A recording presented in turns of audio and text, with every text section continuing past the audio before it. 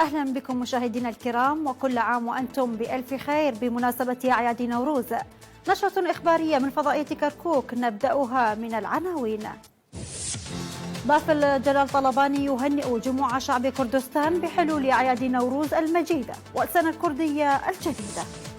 احتفالية جماهيرية كبيرة على قلعة كركوك بمناسبة أعياد نوروز المجيدة وذكرى تحرير كركوك في انتفاضة العام 1991.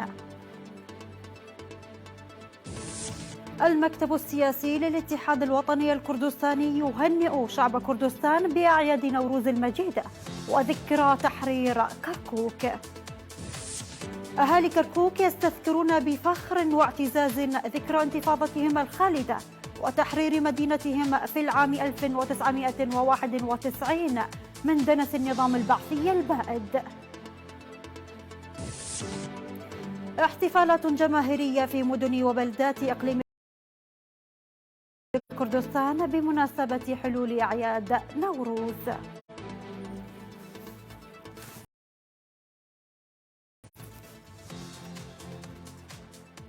إلى التفاصيل، أهلا بكم. قدم بافل جلال طلباني التهاني الحارة إلى شعب كردستان بمناسبة عيد نوروز ورأس السنة الكردية، معربا عن أمله في أن ينعم الجميع بالفرح والسرور. وأوضح بافل جلال طلباني في رسالة تهنئة بعثها بالمناسبة إن عيد نوروز هو رمز التجدد وانتصار إرادة الشعب الكردي على الظلم والطغيان، قائلا إن الشعب الكردي وكما تمكن من جعل عيد نوروز في السابق عيدا للحرية والتحرر، نأمل أن نتمكن جميعا في هذا العيد وبروح كردية بعيدا عن أي اختلاف سياسي وبصوت وموقف واحد من تجاوز المشاكل وحماية مصالح شعبنا العليا. وقال بافل جلال طلباني: نعلم أن مواطنيننا يعانون من مشاكل في الإدارة وملاحظاتهم في محلها، ويجب خدمة الناس بشكل أفضل، ولكننا لم نفقد الأمل وجهودنا مستمرة مع أصدقائنا لمعالجة المشاكل وإنهاء حالة الاحتكار وعدم الشفافية في الموازنة.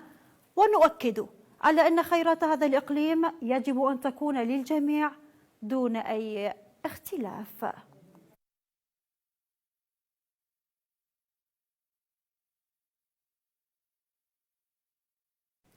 احتضنت قلعة كركوك التاريخية احتفالة جماهيرية كبيرة بمناسبة أعياد نوروز المجيدة، والتي تتزامن مع ذكرى تحرير مدينة كركوك في انتفاضة العام 1991.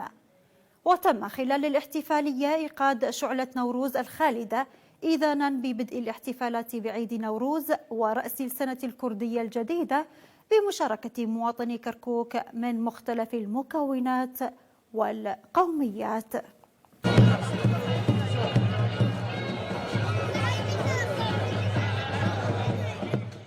عيد نوروز الخالد والذي تزامن مع ذكرى انتفاضة أبناء كركوك وتحرير مدينتهم من دنس النظام المقبور في مثل هذه الأيام المباركة من العام 1991 كانت مناسبة للفرح والسرور من خلال الاحتفالية الكبيرة التي احتضنتها قلعة كركوك. اليوم المميز نهنئ جميع أبناء شعبنا كردا وعربا وتركمانا ومن كافة القوميات والأقليات بمناسبة العيد الوطني للقومية الكردية عيد نوروز، وبمناسبة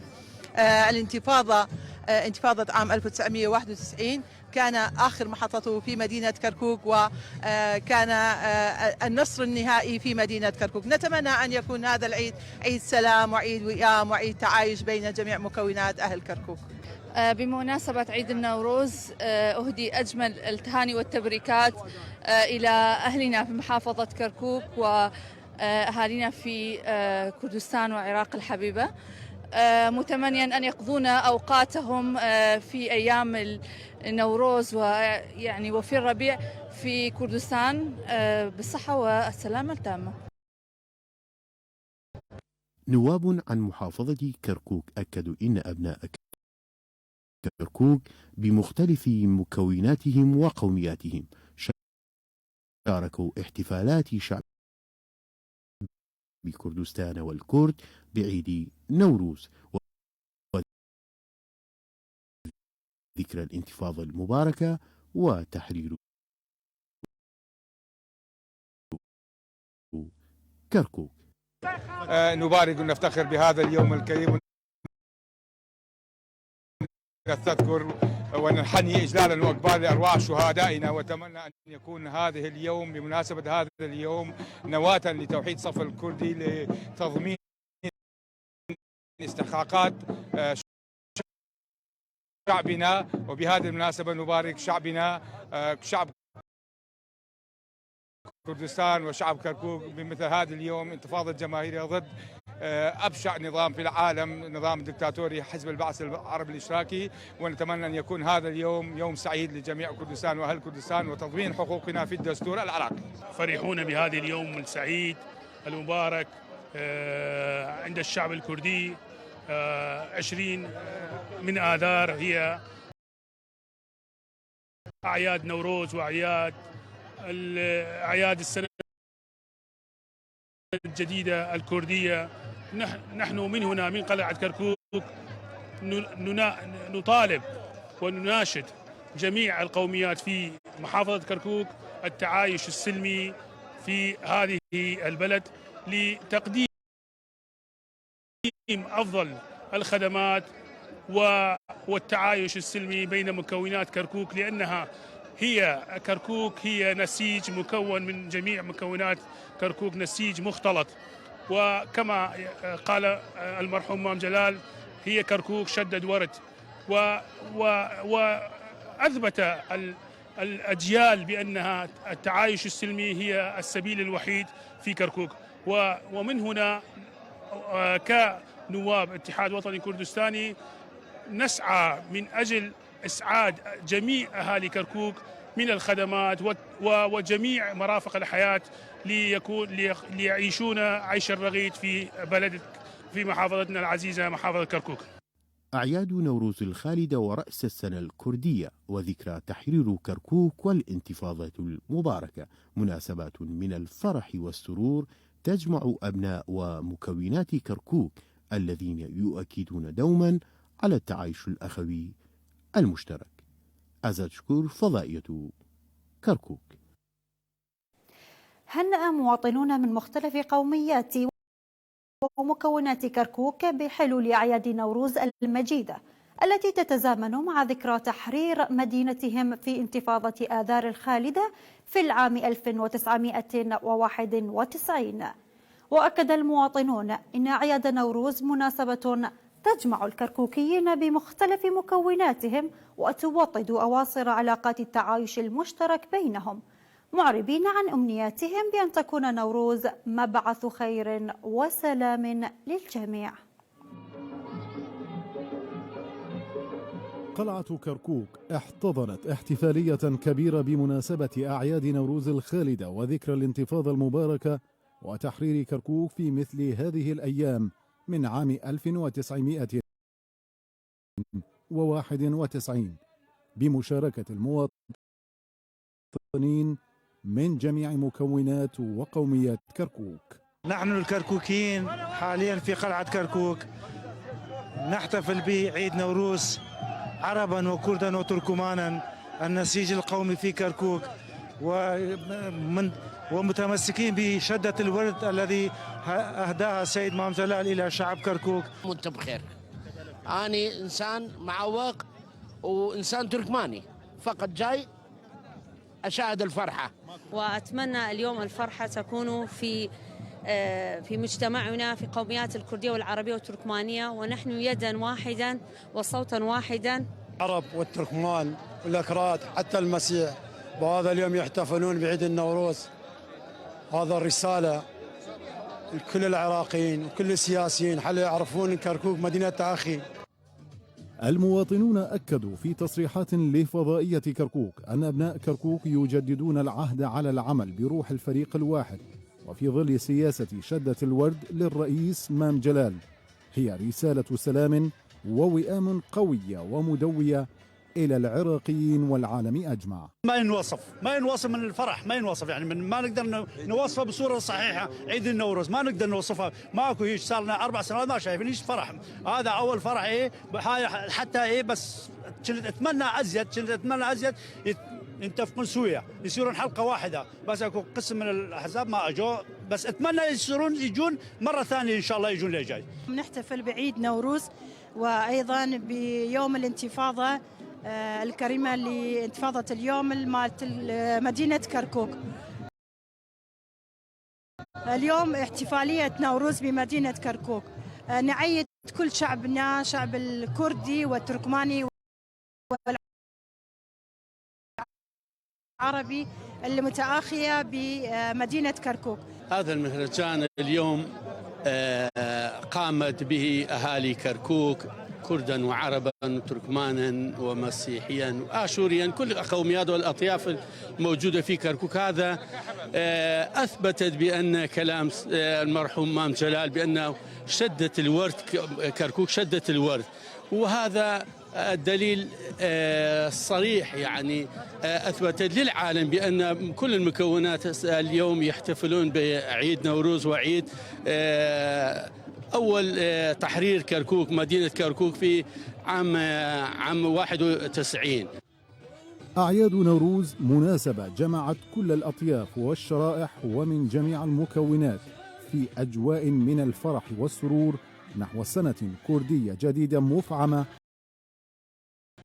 بالخير والسلام. هالبرت حسن، فضائية كركوك. وجه المكتب السياسي للاتحاد الوطني الكردستاني برقية تهنئة إلى جموع شعب كردستان بحلول أعياد نوروز المجيدة وذكرى تحرير كركوك من براثن النظام البائد. وقال المكتب السياسي في برقيته بمناسبة قدوم عيد نوروز رأس السنة الكردية وموسم تجدد الطبيعة والحياة ورمز الصمود ومقارعة الظلم والاضطهاد، وبالتزامن مع الذكرى السنوية لانتفاضة شعبنا والتي توجت بتاج النصر بتحرير مدينة كركوك، نقدم إلى سائر شعب كردستان والأمم المحتفلة بنوروز في العالم أجمع تهنئة حارة، ونرجو في هذه المناسبة القومية التغلب على الأزمات والمشاكل التي تواجه بلدنا وشعبنا بالوئام ووحدة صف الجميع.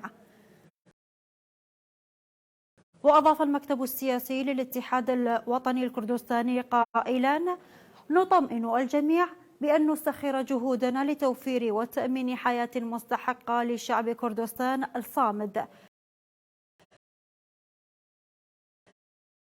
ومن أجل تثبيت حقوقنا الدستورية في كركوك والمناطق المتنازع عليها الأخرى والتي ناضلنا من أجلها لسنوات عدة وضحينا لأجلها بالآلاف الأرواح. سنكثف حواراتنا الدبلوماسية والسياسية مع الجهات العراقية لتحقيق مجمل أهدافنا كي نضمن في ظلها الرفاهية والأمن والاستقرار بشكل أكبر للبلد. وأعرب المكتب السياسي عن أمنياته بأن يغدو نوروز هذا العام مبعثا للفرح والسعادة للجميع.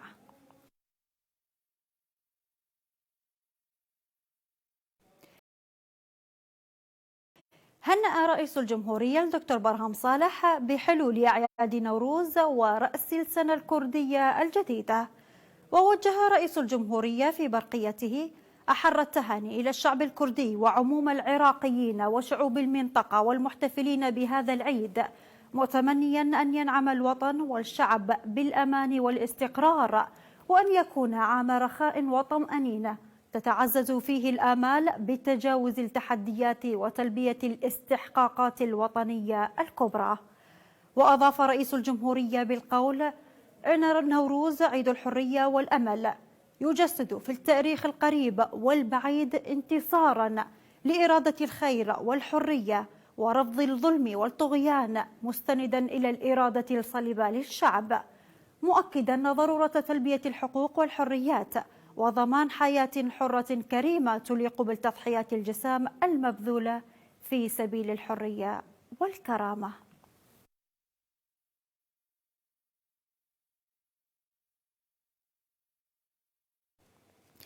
يحيي أهالي كركوك بكل فخر واعتزاز الذكرى السنوية لتحرير مدينتهم من براثن النظام البعثي المقبور في العام 1991، حيث توجت انتفاضة شعب كردستان الخالدة بتحرير هذه المدينة الصامدة والذي تزامن مع الاحتفالات بأعياد نوروز المجيدة التي كانت إطلالة ربيع وإطلالة شمس الحرية على أبناء كركوك الذين انتفضوا بوجه النظام الدكتاتوري وجلاوزته ومؤسساته القمعية التي لطالما أذاقت الكركوكيين الظلم والطغيان.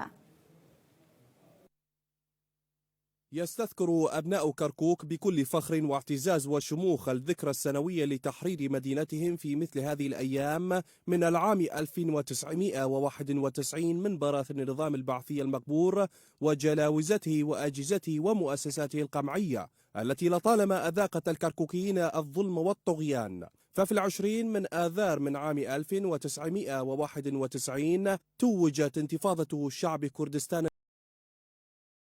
المباركة التي انطلقت شرارتها الأولى من مدينة رانيا بوابة الانتفاضة لتنتشر كالنار في الهشيم في جميع المدن والقصبات والقرى الكردستانية بتحرير مدينة كركوك، حيث انتفض أهالي كركوك بوجه الظلم والطغيان في انتفاضة جماهيرية عارمة بدعم من قوات البيشمركة البطلة لتمتد الانتفاضة إلى جميع مناطق كركوك. وتمكنت الجماهير المنتفضة في كركوك ومعها قوات البيشمركة في مثل هذه الأيام من آذار العام 1991 من طرد أزلام النظام البعثي المقبور وتطهير المدينة من مؤسساته القمعية لتكتحل عيون أبناء كركوك برؤية شمس الحرية بعد زوال أعتى نظام دكتاتوري شوفيني جثم على صدورهم سنوات طوال وارتكب بحق أبنائها الأصليين أبشع الجرائم التي تمثلت بعمليات الأنفال سيئة الصيت والسجن والتعذيب والترحيل والتهجير، وانتهج سياسات التمييز العنصري والتغيير الديمغرافي ورحل الآلاف من العوائل الكردية عن المدينة. انتفاضة آذار العام 1991 في كركوك وتحريرها من براثن الدكتاتورية شكلت واحدة من أروع الملاحم التي ستظل خالدة في السفر البطولي لتاريخ كركوك. تحرير كركوك في مثل هذه الأيام من آذار العام 1991 أنهت حقبة مأساوية وسوداء من حكم جلاوزة البعث المقبور، كما إنها كانت رسالة مدوية وحازمة مفادها إن الكرد لن يقبلوا بالظلم والطغيان أبدا، وهم مستعدون للتضحية بكل شيء من أجل التحرر من براثن الطغيان والإعلان عن ولادة فجر جديد من الحرية والديمقراطية مهما طال الزمن. أصدرت الأحزاب الكردستانية في كركوك بيانا بمناسبة حلول أعياد نوروز وذكرى تحرير مدينة كركوك من براثن النظام البعثي البائد. وهنأت الأحزاب الكردستانية في البيان جميع أبناء كركوك بحلول أعياد نوروز وذكرى تحرير المدينة من أزلام النظام البعثي البائد. وأكدت الأحزاب الكردستانية ضرورة تنفيذ المادة 140 الدستورية والتي تضمن التعايش بين جميع مكونات كركوك، وكما دعت إلى تطوير مستوى الخدمات في كركوك ومعالجة مشاكل المواطنين وتوفير ساعات تزويد أكبر بالطاقة الكهربائية، إضافة إلى معالجة مشكلة تعيين خريجي الجامعات والمعاهد. وأكدت الأحزاب الكردستانية في بيانها ضرورة وحدة الصف بين الأطراف الكردستانية والسعي مع الأطراف السياسية الأخرى في العراق للعمل على معالجة مشاكل كركوك.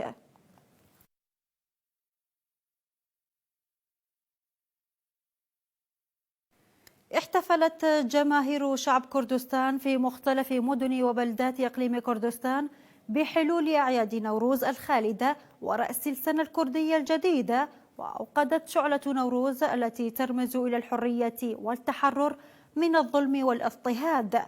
وشهدت الأغضية والنواحي التابعة لإدارة جرميان احتفالات جماهيرية وفعاليات مختلفة بمناسبة أعياد نوروز، وسط أجواء من الفرح والبهجة وأمنيات المواطنين بأن تكون أعياد نوروز مبعث خير ومحبة وسلام للجميع.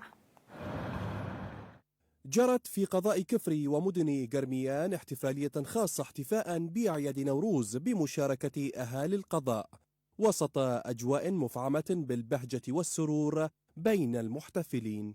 نحن كجماهير مدينة كفري وبضمنها نخبة المثقفين نعقد عدة فعاليات فنية وثقافية في مدينة كفري من أجل إحياء العيد القومي للشعب الكردي وهي أعياد نوروز جانب جبال باوشاسوار، من أجل تسليط الضوء على تلك المنطقة والتي شهدت أولى الأماكن التي حدثت فيها إشعال النار ابتداء بمهرجانات نوروز في العهود السابقة، خصوصا في سنوات الثمانينات والتي كانت يمنع فيها النظام السابق إشعال النار والاحتفال بأعياد نوروز. بمناسبة أعياد الربيع وخصوصا بما نسميه بعيد النوروز، هي من أهم أيام السنة ولها خصوصياتها في العراق بالذات، وفي كفري نحن كجميع القوميات من الكردي والعربي والتركمان نحتفل في أعياد النوروز، لأن أيام بهيجة وبداية فصل الربيع، بداية الخضار، بداية الجمال، بداية الروعة. ونحن كأهالي كفري في هذه المناسبة دائما وفي كل سنة يحيي هذه الأعياد. وعلى هامش الاحتفالية في كفري تم افتتاح بيت الفلكلور في القضاء الذي يحتوي على قطع أثرية وتراثية وملابس قومية تعبر عن هوية كفري ومكوناتها. يوم مميز في حياة أهالي قضاء كفري، خصوصا إحنا جاي نمارس طقوسنا وعاداتنا بأعياد نوروز، وبهذه المناسبة أنا المميز عندي في هذه السنة هو أنه افتتاح هذا المتحف الجميل اللي هو وبيت الفلكلور أحمد كفري. كان حضور واسع للأخوة من كافة القوميات، وتباين عندنا التعايش السلمي الحقيقي. مناسبة سعيدة، عيد نوروز المجيدة، عيد الكرد، واحنا نشارك فيها في هذه المدينة، مدينة الكفري، ونهنئ جميع الأكراد في أي مكان يكونون، وهذا فرحة الأكراد، وإن شاء الله سوف نتعايش بالأخوة الطيبة بين القوميات الكردية والعربية والتركمانية والآذورية. مكونات كفري وهي تحتفل بقدوم أعياد نوروز البهيجة هذه السنة تؤكد على تعزيز أواصر المحبة والسلام فيما بينها، وجعل هذه المناسبة مدعاة للتعايش السلمي المشترك بين جميع مكونات كفري. يحتفل الشعب الكردي في مثل هذه الأيام المباركة من شهر آذار من كل عام بحلول عيد نوروز المجيد الذي يمثل رمزا للحرية والسلام ومواجهة الظلم والطغيان، حيث توقد مشاعل نوروز عشية يوم 21 من آذار، والتي تعتبر دلالة راسخة منذ آلاف السنين على انتصار إرادة الشعب الكردي ونضاله من أجل التحرر.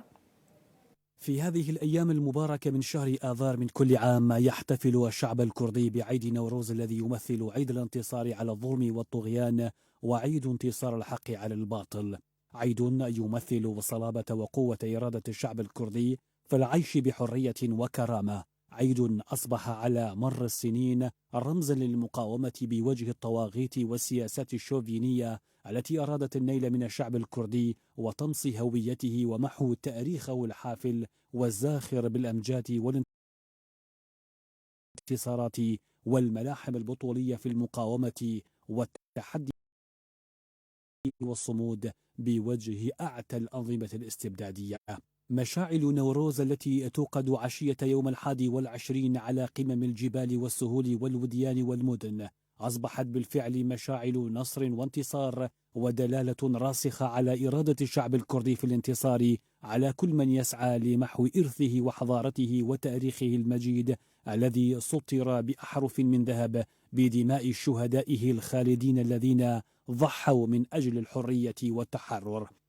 في مثل هذه الأيام من كل عام يحتفل الشعب الكردي بهذه المناسبة في ربوع كردستان، فعيد نوروز يمثل لوحة من لوحات النصر والخلود لتقف متباهية أمام العالم أجمع، في دلالة على أن الشعب الكردي شعب عريق زاخر بالأمجاد والملاحم التي تجسد عنفوانه وعشقه للحرية. الشعب الكردي وهو يحتفل بعيد نوروز عيد الحرية والسلام إنما يستذكر واحدة من الملاحم البطولية من سفره الخالد في مواجهة الظلم والاستبداد، وباتت هذه الملحمة رمزا نضاليا يقتدي به الشعب الكردي في مسيرته نحو الحياة الحرة الكريمة. الرسالة نوروز التي تدل على المقاومة والصمود ومواجهة الظلم هي ذاتها المعاني التي تكرس وحدة الشعوب ووحدة نضالها من أجل الحرية والسلام، وهذه المعاني امتدت من نوروز منذ آلاف السنين وحتى يومنا هذا، ومفادها أن الشعب الكردي شعب يأبى الظلم ولن يرضخ للطواغيت، وتواق للحرية والسلام والوئام والعيش الأخوي المشترك مع الجميع. نوروز رسالة تضحية وفداء وصمود ومواجهة الظلم، ورسالة السلام والوئام والمحبة، وحياة ملؤها الحرية والتحرر.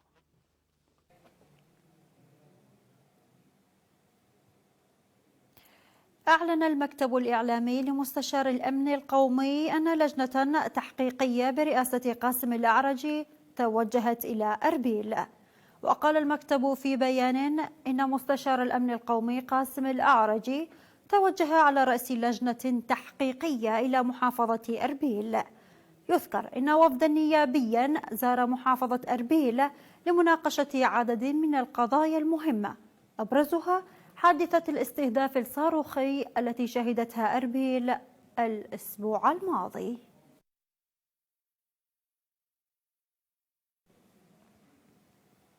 زار رئيس الوزراء الاتحادي مصطفى الكاظمي محافظة نينوى برفقة عدد من الوزراء والمسؤولين والقيادات الأمنية. وأوضح المكتب الإعلامي لرئيس الوزراء أن الكاظمي عقد خلال زيارته اجتماعا بالقيادات الأمنية في نينوى استمع فيه إلى عرض شامل لمجمل الأوضاع الأمنية في المحافظة، حيث اطلع على آخر الإجراءات المتخذة من قبل الأجهزة الأمنية لاستدامة الأمن والاستقرار في المحافظة، موجها باتخاذ الاستعدادات كافة وتفعيل الجهد الاستخباري الاستباقي خلال شهر رمضان المبارك. وأكد الكاظمي توجيهاته بالتزام السياقات الأمنية وأن يكون أمن المواطن هو الأولوية القصوى، كما وجه بتعزيز الإجراءات الأمنية وسد الاحتياجات الضرورية للقوات الأمنية، فضلا عن التأكيد على تأمين السدود والمناطق الحدودية وخطوط نقل الطاقة الكهربائية.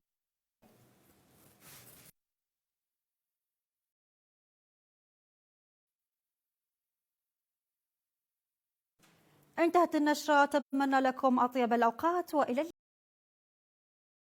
اللقاء.